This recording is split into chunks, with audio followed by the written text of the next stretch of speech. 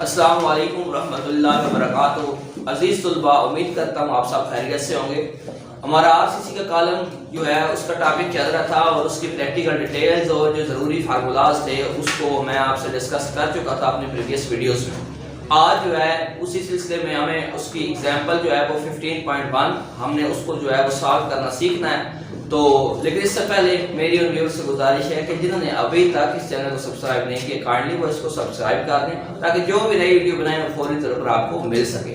तो 15.1 एग्जाम्पल जो है उसको शुरू करते हैं। उसका स्टेटमेंट जो है वो रीड आउट कर रहा हूँ मैं कि an RCC column is 400 multiplied by 400 millimetre in size, यानी उसका अब मैं आपको एक बात साथ साथ बताता चलूं कि सबसे इंपॉर्टेंट चीज जो किसी भी न्यूमेरिकल को सॉल्व करने के लिए होती है उसका डाटा बनाना होता है। अगर आप डाटा बना लेते हैं सही तरीके से तो आप समझें कि आपका 50% क्वेश्चन जो है वो आपने हल कर लिया, क्योंकि डाटे से ही आपको पता चलना है कि कौन सी चीज आपके पास मौजूद है और किस चीज को आपने फाइंड करना है। तो हमें जो साइज दिया गया है वो है एजी।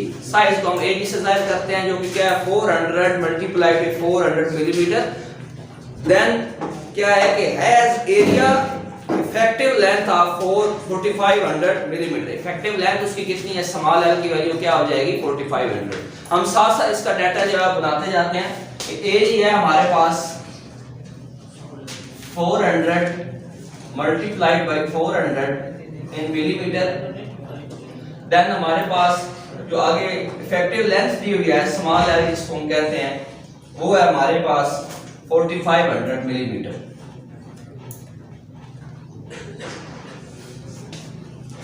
देन वो कहता है कि assuming 2% ऑफ स्टील कि 2% आपने स्टील जो है वो इसमें इस्तेमाल करना है। आपको जब थोड़ी प्रैक्टिकल डिटेल्स पढ़ाई जा रही थी उस वक्त वहां पे बात हुई थी कि नॉर्मली तौर पे 1 से 2% जो है वो इकोनॉमिक रेशियो में स्टील आता है जो कि हम इसमें इस्तेमाल करते होते हैं। तो उसने 2% हमें दे दिया। अब वो 2% किस चीज का होता है, वो ग्रास एरिया का होता है। टोटल जो एरिया होता है कॉलम का उसका 2% जो है वो इसमें हम स्टील इस्तेमाल करेंगे। तो हम उसको किस तरह लिखेंगे, हम उस स्टील को लिखेंगे ASC या AST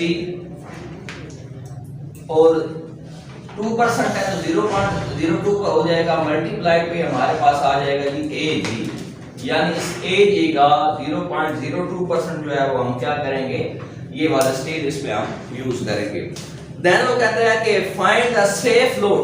आपने सेफ लोड फाइंड करना है that this column can carry, जो कि ये कॉलम उठा सकता है। Take FC prime is equal to 20 megapascal और FY is equal to 30 megapascal 300 megapascal.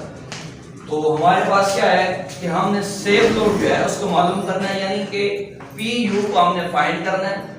Then हमारे पास जो FC प्राइम की वैल्यू है वो है 20 MPa और जो FY की वैल्यू है वो है हमारे पास 300 MPa। तो यहां तक हमने अपना डाटा जो है उसको बना लिया।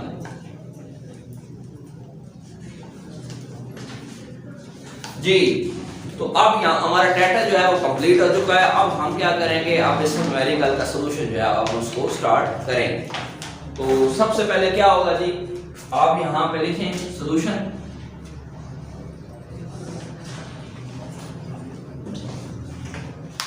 जी सॉल्यूशन शुरू करने से पहले हम एक काम करते हैं कि जो जरूरी फार्मूलाज हैं उनको एक साइड पे जो है वो हम इसको नोट डाउन कर लेते होते हैं। यहाँ पे इस तरीके से आप इस क्वेश्चन को दी हुआ है हमारे पास 0.80 multiply by 0.65 into AG minus ASC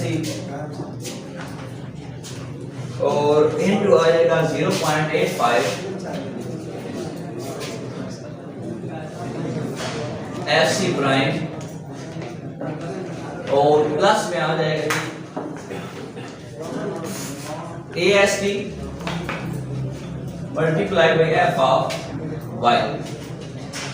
ये हमारे पास PU का फार्मूला है जो हमें इसमें जो है वो इस्तेमाल करना है। उसके अलावा जो है बाकी फार्मूला जो है वो मेन वो सारे हमें जो छोटे छोटे फार्मूलाज है वो हमें पता है। तो अब हम इसको क्या करते हैं, यूज करते हैं। एक कैलकुलेटर आप मुझे दे दें कि अब सबसे पहले ये शुरू करने से पहले, इस क्वेश्चन का सॉल्यूशन शुरू से करने से पहले आपको ये चेक करना होगा कि ये शॉर्ट कॉलम है या लॉन्ग कॉलम है। क्योंकि लॉन्ग कॉलम जब ये होगा तो आप क्या करते हैं, उसको सॉल्व करके आप उसको एक रिडक्शन फैक्टर से मल्टीप्लाई करते हैं जो कि लॉन्ग कॉलम होता है। तो अगर वो शॉर्ट कॉलम होता है तो आप उसको उस रिडक्शन फैक्टर से मल्टीप्लाई नहीं करते। तो सबसे पहले आपको क्या चेक करना है कि ये शॉर्ट कॉलम है या लॉन्ग कॉलम। तो इसके लिए क्या होगा, हमारे पास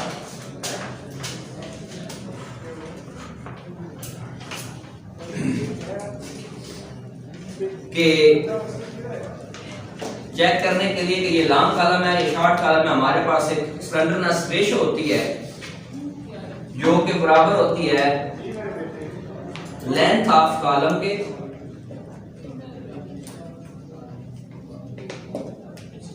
कॉलम की लंबाई और कॉलम की सबसे छोटी पैमाइश, लीस्ट डायमेंशन ऑफ कॉलम, यानी कॉलम की लंबाई और कॉलम की सबसे छोटी पैमाइश जो निस्बत होती है वो क्या कहलाती है, स्लेंडरनेस रेशियो।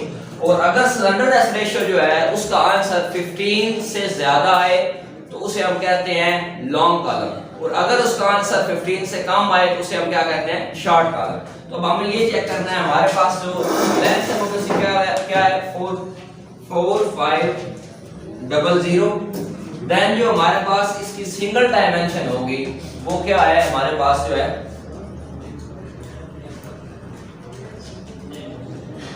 बात करो फिर, और कॉलम की जो सबसे छोटी डायमेंशन है, ये दोनों डायमेंशन है हमारे पास, और दोनों एक जैसी हैं, तो इसमें से कोई भी एक डायमेंशन जो है वो हम इसकी जगह पे पुट कर देंगे। देन जब इसको हम सिंपलीफाई करेंगे, ये इससे कट जाएगा, ये इससे कट जाएगा। अब आप इसको इस पे डिवाइड करेंगे तो आपके पास आंसर आ जाएगा जी कि 45 डिवाइडेड बाय 4 और 11.25 आपके पास इस चीज का क्या आ गया है, आंसर आ गया। अब ये जो 11.25 आया है आपके पास, ये लेस देन है किससे, 15 से, तो फिर इसका मतलब है कि ये कॉलम कौन सा है, शॉर्ट कॉलम है। अगर ये होता 15 से ग्रेटर देन तो फिर हम इसे क्या कहते, लॉन्ग कॉलम कहते। अभी ये क्या है, शॉर्ट कॉलम, तो हम यहां पर लिख देंगे कि so this is a short column.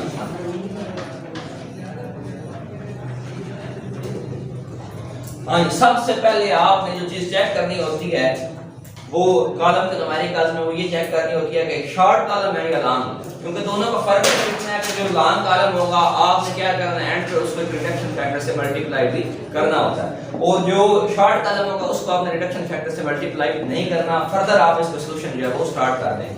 अब हमें सबसे पहले हमने ये फाइंड कर लिया कि ये शॉर्ट कॉलम है, देन हमने देखना है डाटा के मुताबिक हमें वैल्यू किसकी चाहिए, पीयू की वैल्यू है। हमने सेव लोड मालूम करना है जो कि पीयू है, तो हम पीयू का फार्मूला जो है उसको लिख लेंगे एज इट इज, जैसे हम अपने प्रीवियस जो है वो करते रहे हैं। वन स्लैब जैसे हमने थी या सिंगली बीम जो उसको हमने सॉल्व किया, सबसे पहले मेन फार्मूला लिखा, देन उसके बाद उससे जो जो चीज जो है वो हमारे पास नहीं है उसको निकालते गए, एंड उस फार्मूले में पुट करके हम आंसर निकाल देते हैं। तो सबसे पहले हम क्या करेंगे कि पीयू का फार्मूला लिखेंगे जी, पीयू इज इक्वल टू 0.80 और मल्टीप्लाइड बाय 0.65 और ये मल्टीप्लाइड बाय 0.85, इसको मैं जरा पहले लिख रहा हूं एफसी प्राइम, साथ आ जाएगा जी एजी माइनस एएससी और प्लस में आ जाएगा जी एएसटी या एएससी, इसको भी एएससी कर लेते हैं, और मल्टीप्लाई पे आ जाएगा एफ ऑफ वाई। फार्मूला तैयार कर दिया। अब सिर्फ जो है अब हमने इसको चेक करना है कि किस किस चीज की वैल्यू हमारे पास है और किस चीज की हमें निकालनी पड़ेगी। ये दोनों जो है वो एक फैक्टर है दोनों इस फार्मूले के, तो इनकी वैल्यूज ऑलरेडी दी हुई हैं। 0.85 देन एस प्राइम की वैल्यू हमारे पास 20 है। उसके बाद एजी की वैल्यू क्या होगी जी, एजी 400 बाई मल्टीप्लाई बाय 400 मिलीमीटर है, तो इसको हम आपस में मल्टीप्लाई कर लेंगे तो हमारे पास क्या हो जाएगा, एजी की वैल्यू आ जाएगी। तो हम एजी की वैल्यू 400 मल्टीप्लाइड बाई 400, तो ये हमारे पास आ जाएगा जी 1,60,000। तो यहाँ हम सबसे पहले क्या करेंगे जी कि एजी की वैल्यू फाइंड करेंगे, वो क्या है 400 multiplied by 400 is equal to क्या आ जाएगा जी 16 और 40। एजी का यूनिट क्या था हमारे पास, मिलीमीटर में था, तो ये क्या हो जाएगा मिलीमीटर स्क्वायर। और इसको आप थोड़ा इस तरीके से हाईलाइट कर देंगे, इंसर्कल कर देंगे।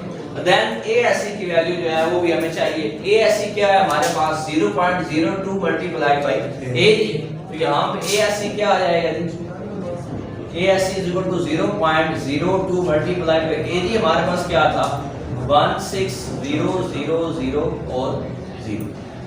अब हम क्या करेंगे, मल्टीप्लाई पे कर देंगे 0.02 के साथ इसको, तो हमारे पास इसका आंसर क्या आएगा जी 3200, और ये भी मिलीमीटर किस में आएगा, स्क्वायर में आएगा, क्योंकि ये भी एरिया है। देन आप इसको क्या कर देंगे, इसी तरह सर्कल कर देंगे।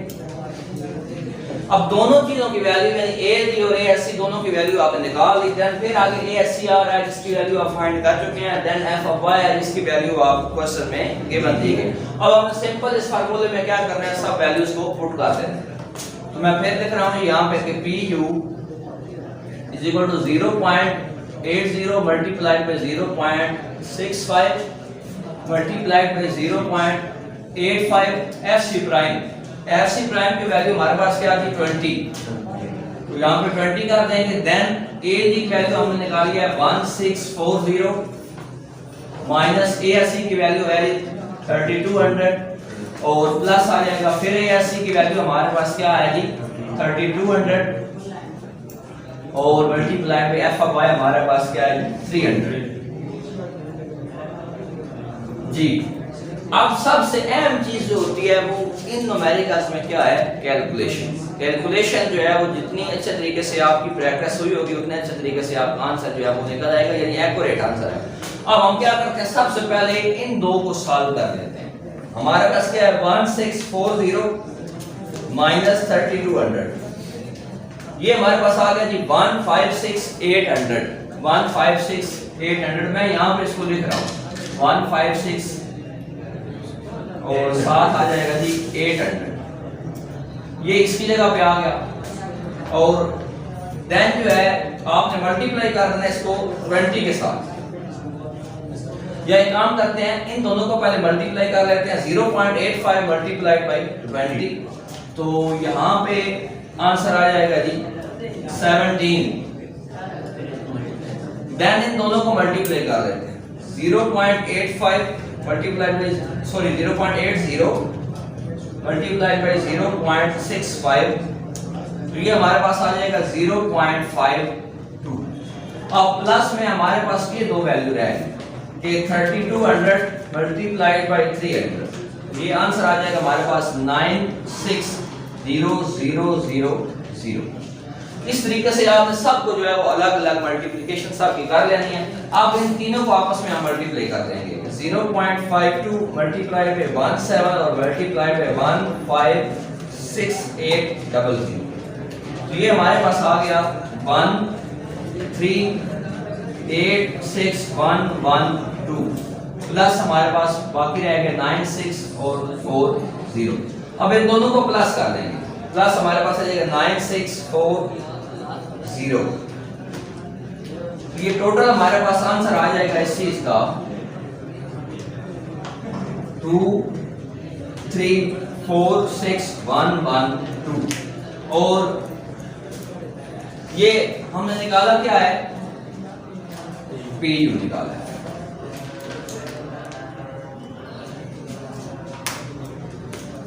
आंसर निकालने के बाद आप इसको क्या कर देंगे, इस तरीके से सर्कल कर देंगे और हाईलाइट कर देंगे। अब आप सिर्फ इसका क्या करना है, यूनिट साथ लिख देना है जो कि न्यूटन होगा। अब ये न्यूटन कैसे होगा, क्योंकि मेगापास्कल बेसिकली क्या होता है न्यूटन पर मिलीमीटर स्क्वायर। तो हमारे पास PU है जो सिंपल लोड है और पर यूनिट एरिया जो है वो नहीं लग रहा, तो ये सिंपल किस में आ जाएगा, न्यूटन में आ जाएगा। तो यहाँ तक आपने आंसर जो है वो निकालना है।